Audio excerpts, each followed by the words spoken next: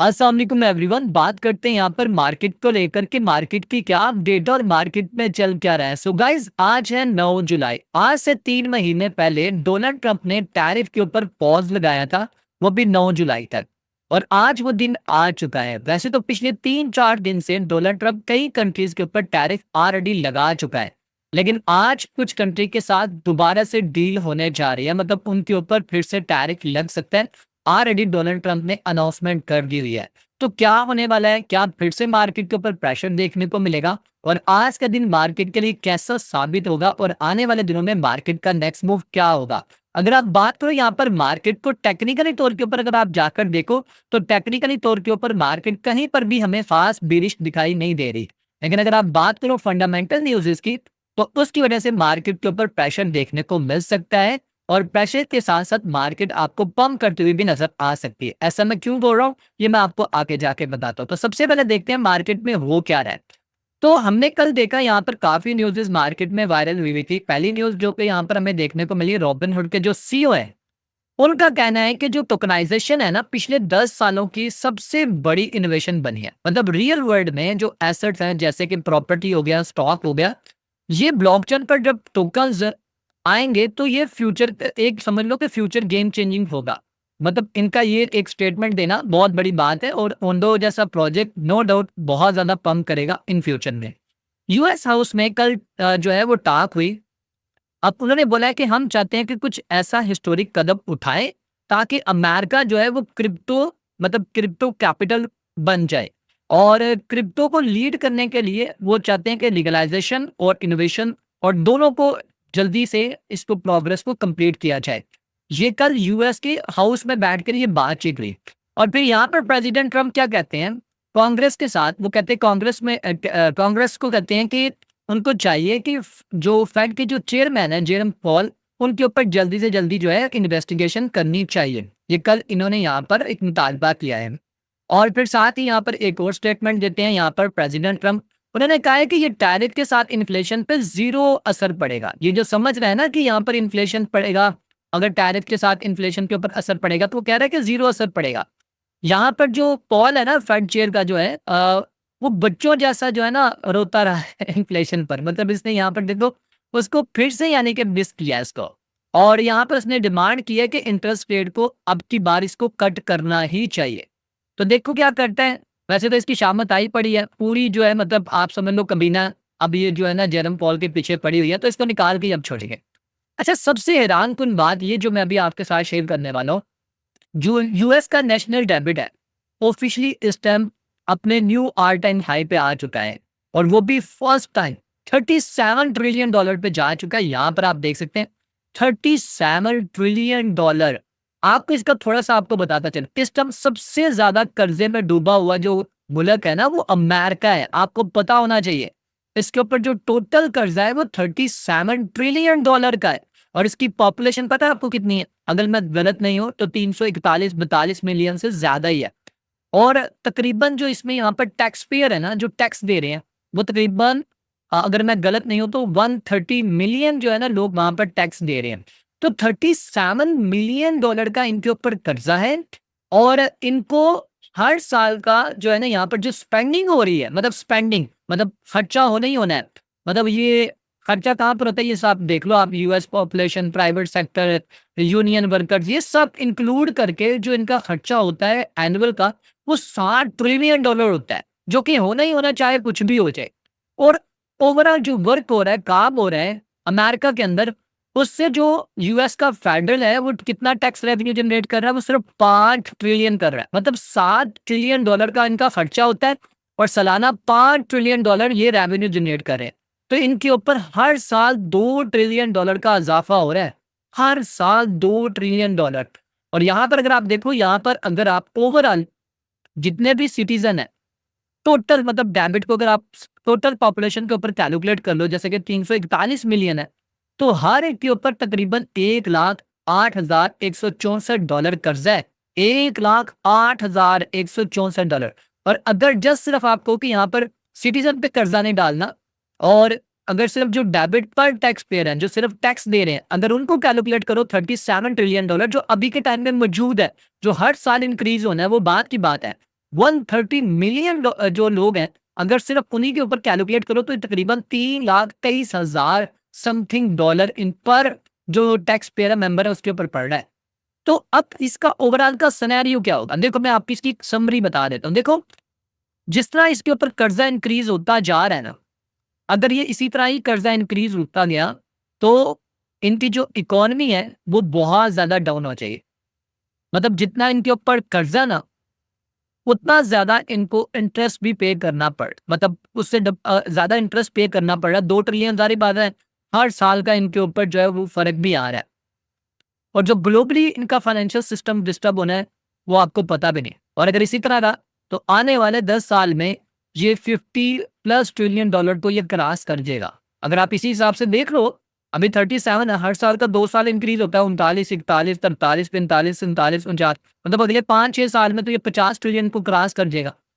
तो 50 trillion dollar पे चला गया, तो ये लॉन्ग टर्म के लिए इसकी इकोनॉमी के ऊपर बहुत बड़ा क्राइसिस आएगा और डॉलर की वैल्यू बिल्कुल नीचे गिर जाएगी और लोग डॉलर के ऊपर ट्रस्ट करना छोड़ देंगे और लोग गोल्ड और क्रिप्टो की तरफ भागेंगे। क्रिप्टो और गोल्ड के लिए एक अच्छी चीज़ है, लेकिन फिल वक़्त पे अगर आप देखोगे ना तो ये मार्केट के ऊपर ओवर प्रेशर डालती है।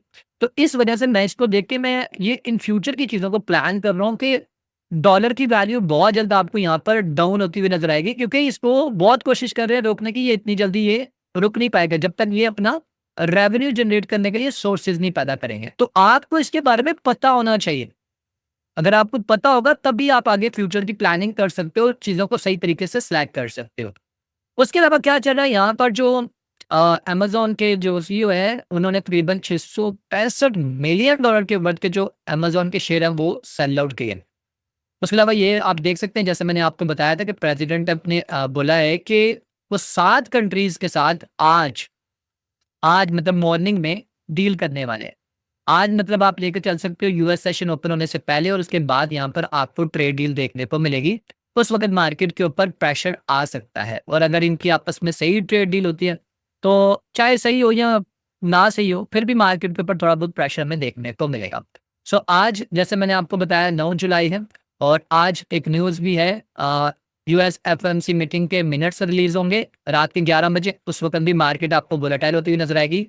उस टाइम यहाँ पर जेरम पॉल की क्या स्टेटमेंट होती है और वो यहाँ पर क्या बात करता है, फिर से अगर इसने अगेंस्ट पे बात की तो फिर से ये डोनाल्ड ट्रंप और इसकी कबीना फिर से जेरम पॉल के खिलाफ हो जाएंगे। अब बात करते हैं मार्केट टेक्निकली तौर के ऊपर किस तरह मूव करती हुई नजर आ रही है। अगर आप बीटीसी की बात करो तो बीटीसी इस टाइम स्टिल एक कंसोलिडेशन जोन में घूम रहा है। ये देख रहे हो, पिछले तकरीबन अगर आप मैं गलत नहीं हूं तो 10-12 दिन से यहीं पर ही कंसोलिडेशन कर रहा है, करता जा रहा है। लेकिन एक पॉजिटिव चीज है, क्यों? क्योंकि अगर आप यहाँ पर देखो, कोई इंडसियन कैंडल्स नहीं बन रही, इंडसियन कैंडल्स इतनी खास नहीं बन रही, कैंडल्स में मोमेंटम है। ये अगर ये डाउन आया था बीटीसी तो यहाँ पर मोमेंटम कैंडल्स भी बनी।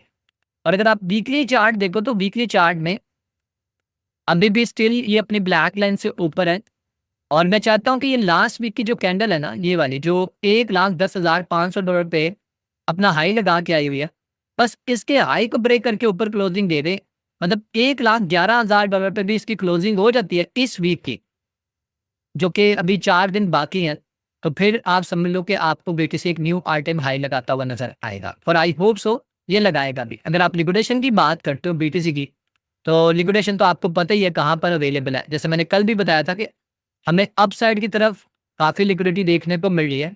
आई होप सो ये लिक्विडिटी लेगा। नो डाउट नीचे की तरफ भी बिल्ड हो रही है, लोग यहाँ पर अपनी लॉन्ग की पोजीशंस ओपन करते जा रहे हैं, जो कि हम यहाँ पर देख लेते हैं। इस टाइम ज़्यादातर लोगों ने अपनी पोजीशन किस साइड पे ओपन की है, लॉन्ग साइड पे बैठे हुए हैं या शॉर्ट साइड पे बैठे हैं। तो अगर आप यहाँ पर 30 डेज का डाटा देखते हो, तो इस टाइम मोस्टली जो लोगों ने यहाँ पर अपनी पोजीशंस ओपन की है वो लॉन्ग वाले हैं, मतलब 30 बिलियन डॉलर की यहाँ पर लॉन्ग वालों की है और शॉर्ट वालों की ऑलमोस्ट तकरीबन 9 बिलियन है और ऑलमोस्ट तकरीबन 1,11,000 से 12,000 डॉलर की रेंज में तकरीबन 5 बिलियन डॉलर की है और यहाँ पर 1 लाख तकरीबन, अगर मैं गलत नहीं हूँ तो 6 से 7,000 डॉलर पे 4 बिलियन की है। तो ज़्यादातर चांसेस है कि मार्केट इनको टारगेट कर सकती है, इसके ऊपर आपने नजर रखनी है। बात करें यहाँ पर इथेरियम को लेकर, तो इथेरियम का हमें प्राइस जो है वो इंक्रीज होता हुआ नजर आया। उसके रीज़न क्या है? क्योंकि बीटीसी की डोमिनेंस नीचे जा रही है, तो इस वजह से इथेरियम यहाँ पर पंप करता हुआ नजर आ रहा है। बीटीसी की डोमिनेंस पे अगर आप जाके देखो तो उसमें आपको यहाँ पर जो है वो डंप देखने को मिलेगा, मतलब नीचे की तरफ आ रही है। और अगर आप यहाँ पर देखो इथेरियम को, इथेरियम स्टिल कंसोलिडेशन जोन से अपसाइड की तरफ मूव कर रहा है। और ये लास्ट टाइम भी मैंने आपको बताया था कि इथेरियम मैं एक्सपेक्ट करता हूँ कि यहाँ तक आ सकता है, और इवन ये लेवल ब्रेक करता है तो फिर 2850 और 2850 के बाद 3000 और $3300 तक जा सकता है। बीटीसी की डोमिनेंस को देखते हैं तो बीटीसी की डोमिनेंस मुसलसल यहाँ पर डाउन साइड पे आ रही है और ये अपने इस ट्रेंड लाइन को ब्रेक कर चुकी हुई है।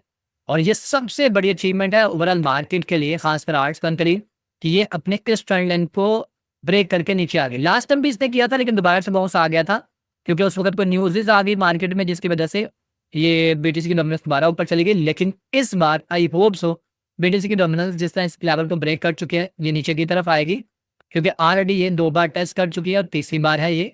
और अगर आप यहाँ पर इसका वीक का चार्ट देखते हो तो मुसलसल पिछले 3 वीक से, मतलब ये वीक इंक्लूड करके पिछले 3 वीक से बीटीसी की डोमिनेंस मुसलसल यहाँ पर रेड दिखाई दे रही है। आई होप सो बीटीसी की डोमिनेंस नीचे की तरफ आएगी और बहुत जल्द आपको आर्ट सीजन भी देखने को मिलेगा। अब ये वर्ड सुन के लोगों को बहुत अजीब सा फील होता है, यार ये क्या आर्ट सीजन आ तो रहा नहीं, आएगा, सब्र रखें इंशाल्लाह।